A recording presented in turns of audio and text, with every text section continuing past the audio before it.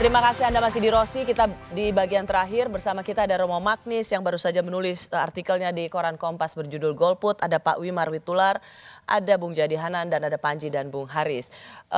Apa sih, mengapa kita, sekali lagi saya ingin tekankan pada Romo Magnis, mengapa kita harus begitu cemas dengan golput? Padahal mereka, terlepas dari mereka yang tadi malas, oke, tidak peduli, saya bisa bersetuju dengan hal itu, Romo. Tetapi kalau mereka punya alasan yang rasional, mengapa kita harus tetap memaksa mereka memilih? Saya tentu tidak memaksa. Saya mengkritik kalau mereka tidak memilih. Saya memberi kritik. Saya ambil hak demokratis untuk mengatakan dengan sikap yang boleh di negara ini, saya tidak setuju. Saya tidak setuju, saya berpendapat bahwa di dalam demokrasi hasil perjuangan lama dengan susah payah, sedikit yang bisa kita lakukan yaitu ikut memilih merupakan suatu tanggung jawab. Itulah, di situ saya pakai kata moral, tanggung jawab moral. Saya merasa orang harus ikutlah.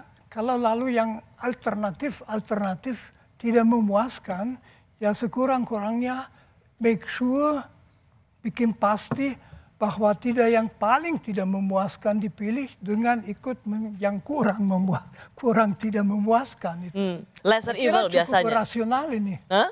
Cukup rasional ini menurut saya. Oke. Panji?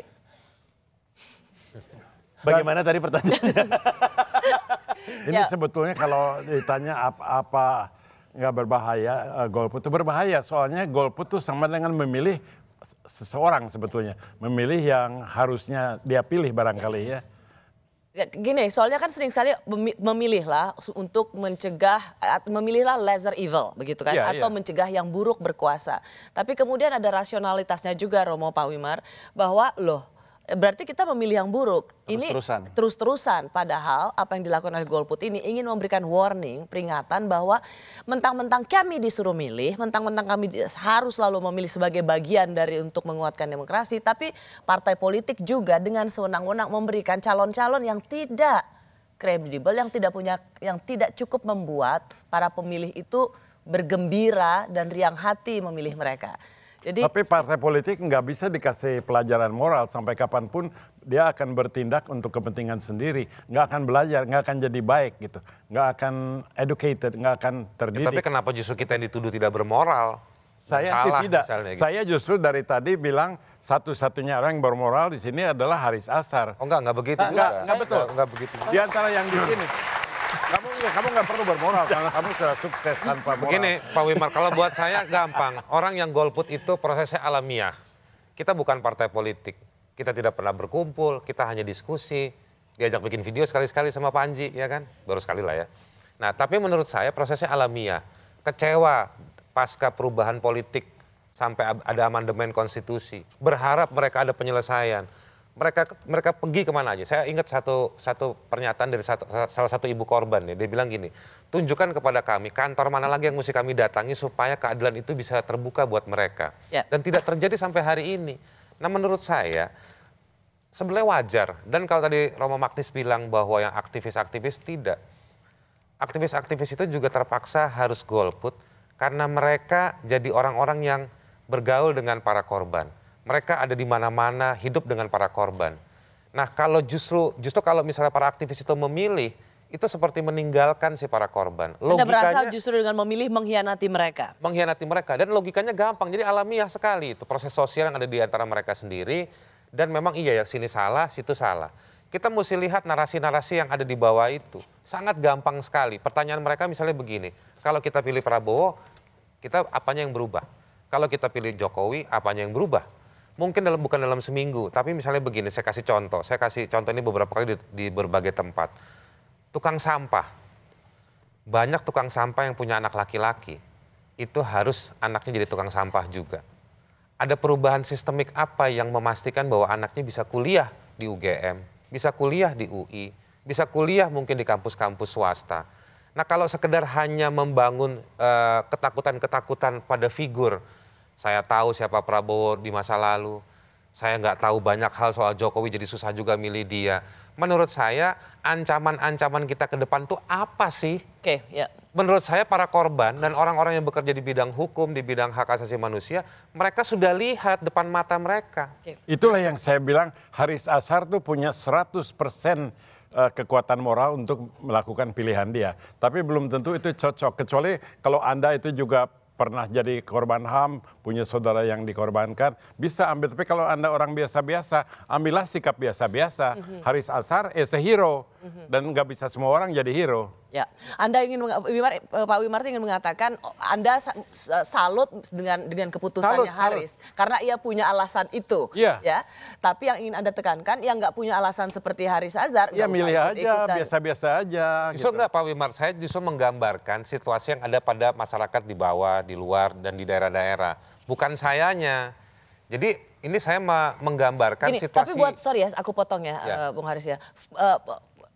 Fair nggak kalau Haris Azhar yang memang punya alasan yang sangat rasional begitu, tapi kemudian mengajak orang untuk golput gitu, padahal orang lain tidak. Ya itu poinnya, kalau dia mengajak saya rasa kurang bagus. Tapi kalau dia punya sikap begitu, itu sangat terpuji. Saya nggak ngajak, tapi orang ngikutin saya ada. Iya, bagus.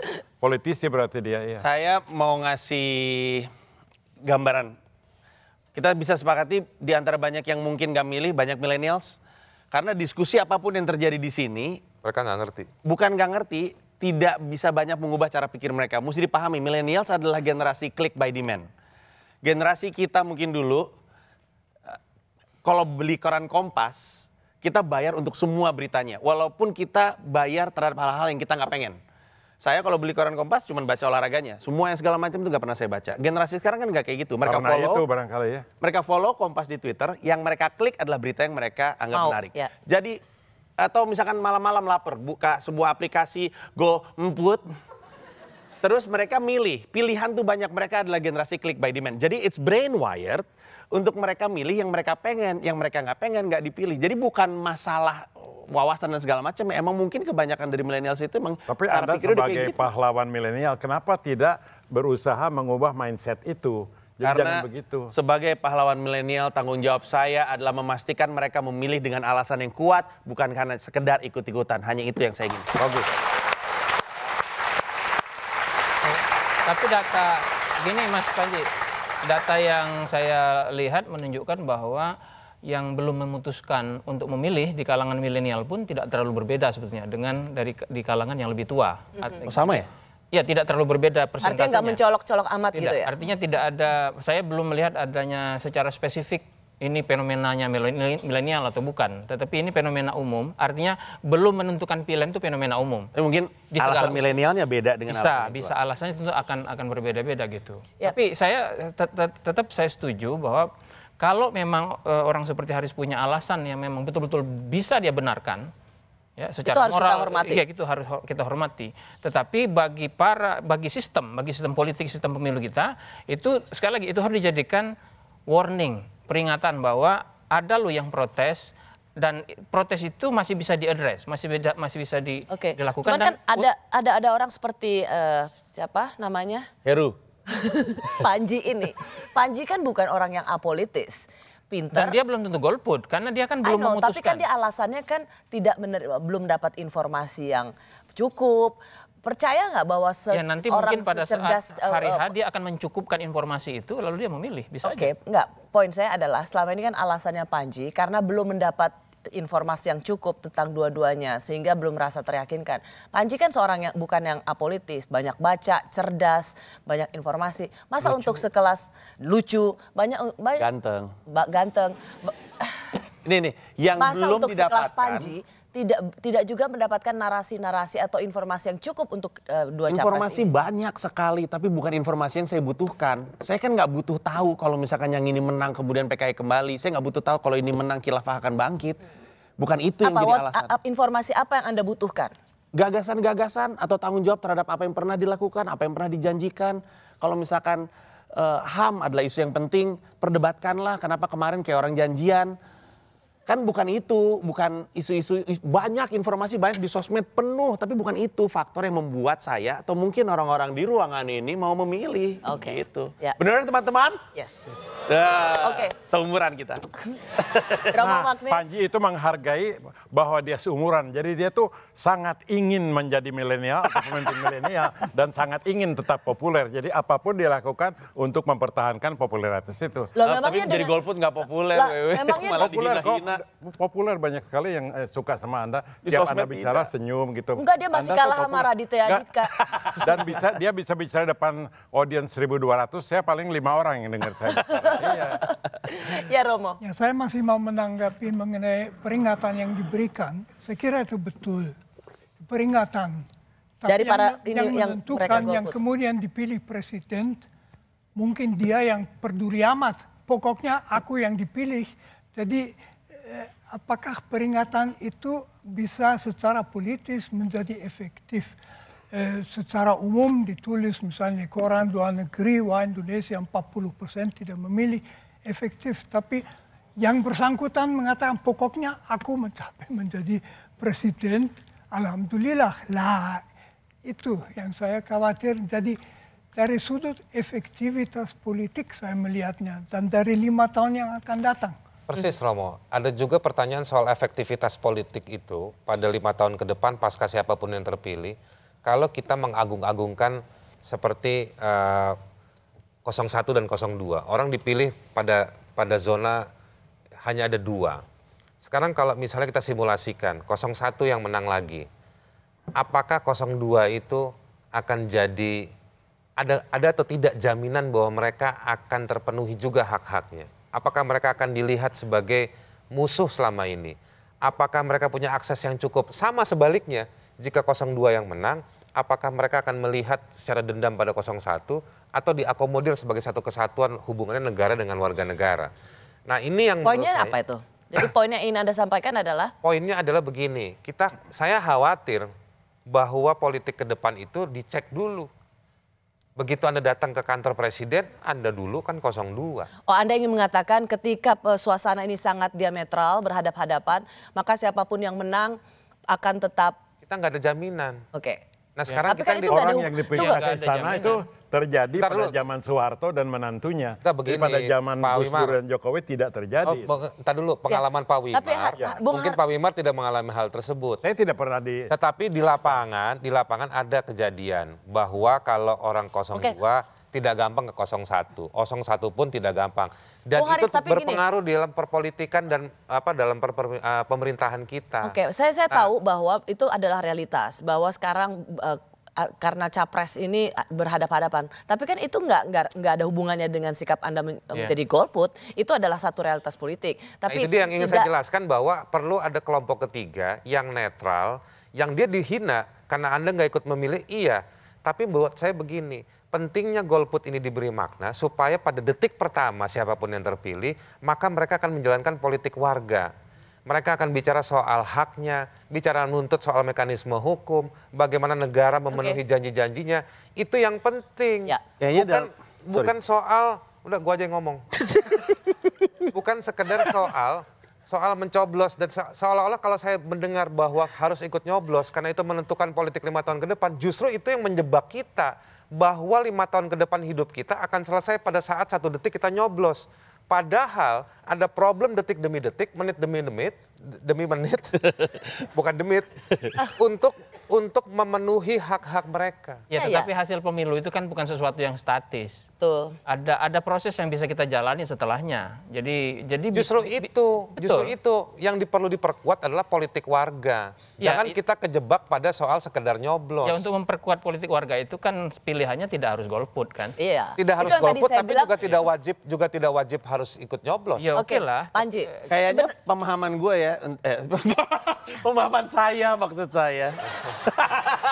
Itu gaya milenial yang oke. Kayak tongkrongan, soalnya asik banget. Kurang gorengan doang aja, di mana nih gorengan nih? Enggak. Maksud saya. Tapi saya mau cuma bilang gini. Romo Magnis itu jarang tertawa, tapi tertawa terbahak karena ada Panji. Oh, enggak, bukan karena saya, karena Haris aja lucu. Lain Poin saya gini, tertawa. poin saya, kayaknya yang Haris pengen berusaha untuk sampaikan adalah capek nggak atau malas nggak ngelihat bangsa ini kebelah 2? Orang udah kan capek lihat Ya. debat ini kali. Iya, kalau capek ngelihat bangsa ini kebelah 2, ya belah 3. Loh benar. Daripada kita cuma jadi bagian dari orang lihat berantem-berantem, kasih pilihan ketiga yang sama besar atau mungkin lebih besar, sehingga dua ini insignifikan. Kan itu poinnya. Oke, ya kita... Anyway, ya. Ini juru bicara memang. Kita kayaknya gue cuman. Tapi Panji akan milih apa udah pasti golput? Belum tentu ya, dua-duanya. Ya, kalau saya bisa diyakinkan mungkin saya memilih. Kalau saya nggak bisa diyakinkan mungkin tidak. Wani Piro. Iya, masa urusan duit. Oh masa ya? Saya tidak bisa dibayar dengan duit, bayar saya dengan bala-bala. Romo, terakhir untuk Romo. Sudah disinggung bahwa karena pemilu ini memang berhadap-hadapan pendukung capresnya, situasi yang sangat terbelah. Bagaimana Romo? Adakah pesan bahwa siapapun nanti yang terpilih, dia akan tetap menjadi apa? Yang menjadi rumahnya Indonesia? Itu betul-betul tergantung dari kualitas dia itu dengan orang yang mendukung. Itu yang tidak bisa dijamin. Saya mengharapkan atau sekurang-kurangnya saya dalam memilih akan memperhatikan itu. Saya mengharapkan bahwa Indonesia berjalan terus mencoba memajukan demokrasi dengan akhirnya menanggapi masalah korban-korban itu yang memang sampai sekarang secara keras diabaikan. Oke, baik. Terima kasih Romo Magnis, Wimar Witular, Jadi Anan Panji, dan juga Haris Azhar. Terima kasih. Kita jumpa lagi minggu depan. Saya Rosyana Silalahi, selamat malam.